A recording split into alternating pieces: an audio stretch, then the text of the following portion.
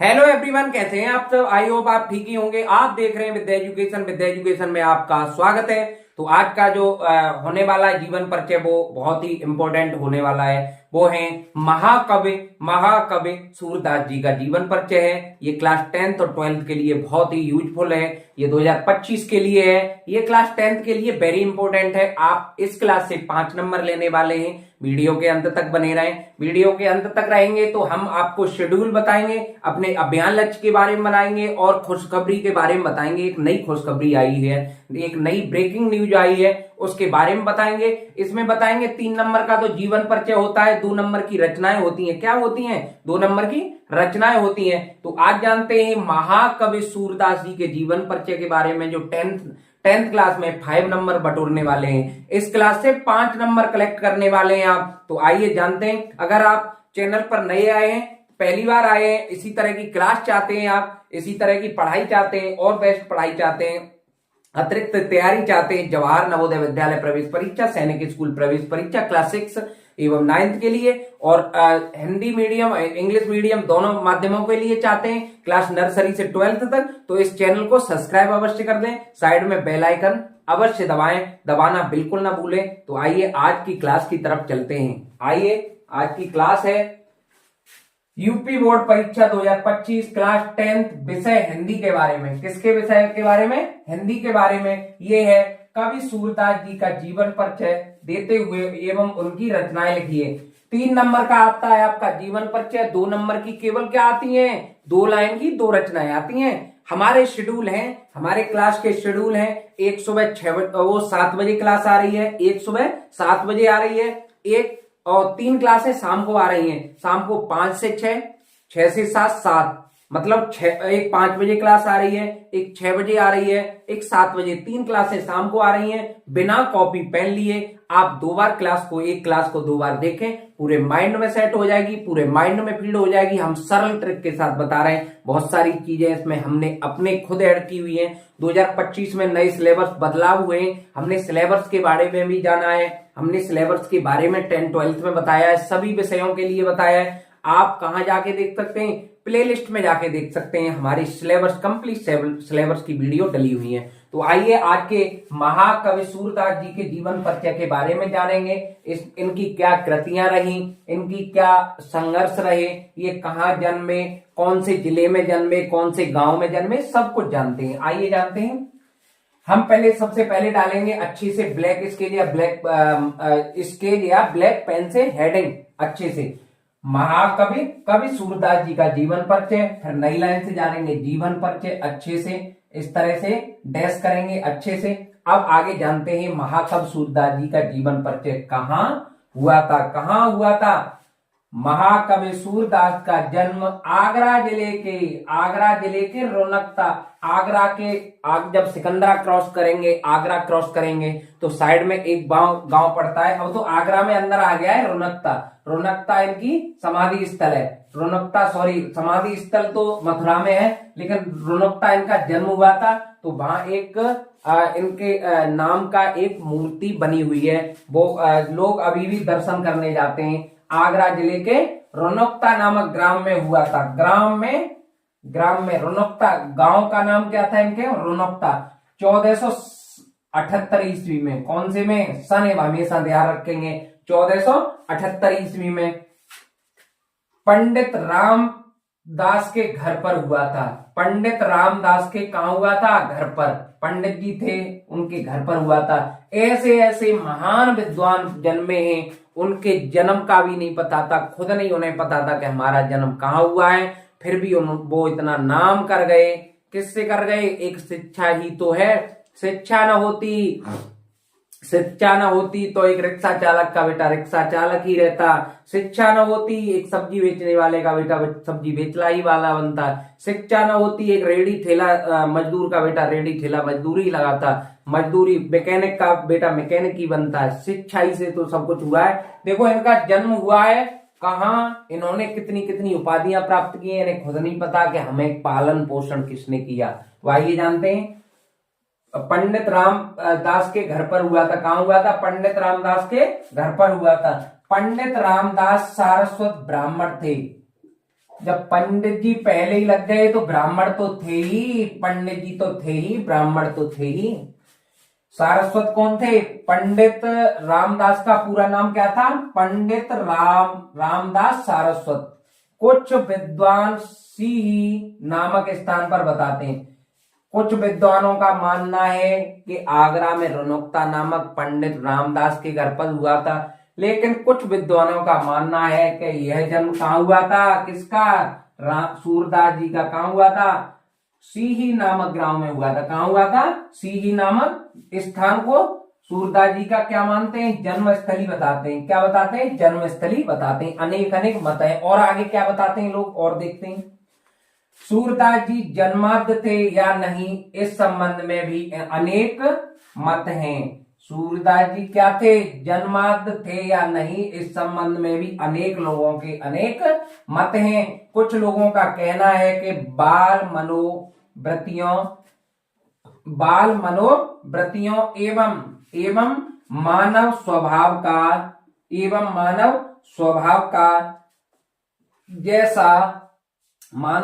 का जैसा सूक्ष्म और सुंदर वर्णन सूरदास जी ने किया है। अब बात समझे? आ रही है बात आपको समझ में? हम इसको ना रिवीजन भी कराएंगे, वीडियो के अंत तक बने रहें। कुछ लोगों का कहना है कि बाल मनोवृत्तियों एवं मानव स्वभाव का जैसा सूक्ष्म और सुंदर वर्णन भी सूरदास ने किया है। वैसा कोई जन्मांध व्यक्ति कर नहीं सकता।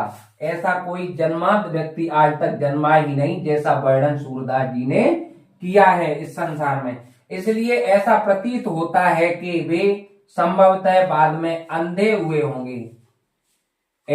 इसलिए ऐसा प्रतीत हुआ है क्योंकि ऐसा कोई कार्य ऐसा कोई वर्णन व्यक्ति कर ही नहीं सकता। इसलिए ऐसा प्रतीत होता है, संभव होता है बाद में ये क्या हुए होंगे? ब्लाइंड अंधे हुए होंगे। अंधे हुए होंगे। आगे देखते हैं क्या हुआ। सूरदास जी ने श्री वल्लभाचार्य के शिष्य थे। सूरदास जी तो थे वो क्या थे? श्री वल्लभाचार्य के शिष्य थे। कौन थे? सूरदास जी क्या थे? श्री वल्लभाचार्य के क्या थे? शिष्य थे। वे मथुरा के गऊ घाट पर श्रीनाथ मंदिर में रहते थे। वे मथुरा के गऊ घाट पर श्रीनाथ मंदिर में रहते थे। सूरदास जी का विवाह भी हुआ था। सूरदास जी का क्या हुआ था? इसे रामायण की तरह याद करें, उसमें कॉपी पेस्ट कराएं पूरे नंबर। कोई माई का लाल नहीं है जो आपके नंबर काट दे। तो आइए जानते हैं।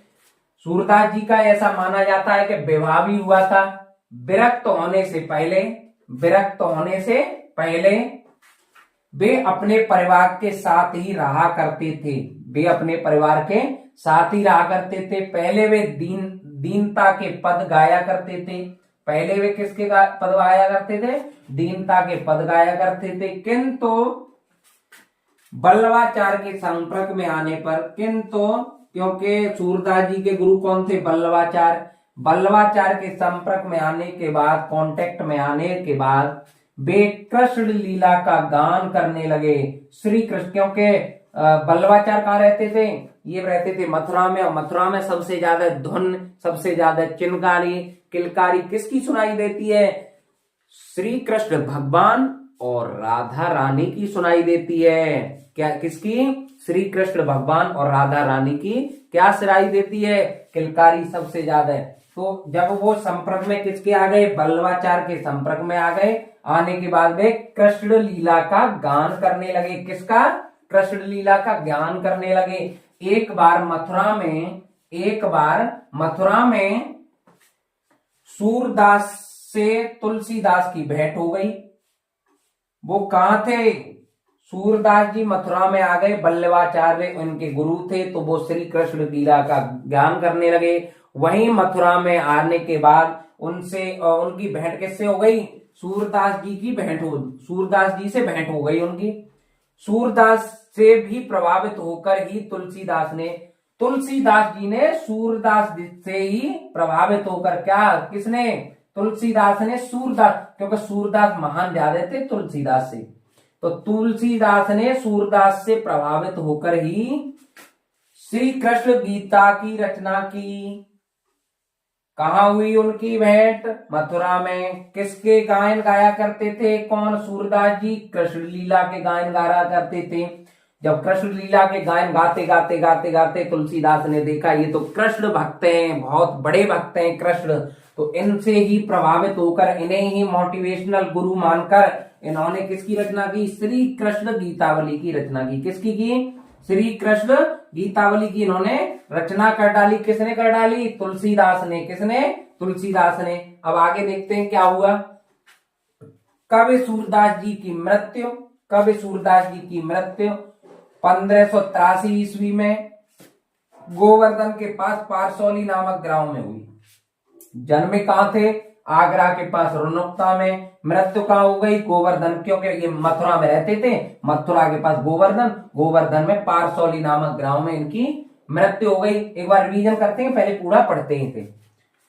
मृत्यु के समय महाप्रभु बल्लभाचार्य जो कि इनके गुरु थे, उनके सुपुत्र इनके वहां पास में मौजूद थे। इनकी जहां मृत्यु हुई, जहां परेशान हुए ये, उनके विठ्ठलनाथ जी, बल्लभाचार्य के सुपुत्र विठ्ठलनाथ जी वहां क्या थे? मौजूद थे, उपस्थित थे, मौजूद थे।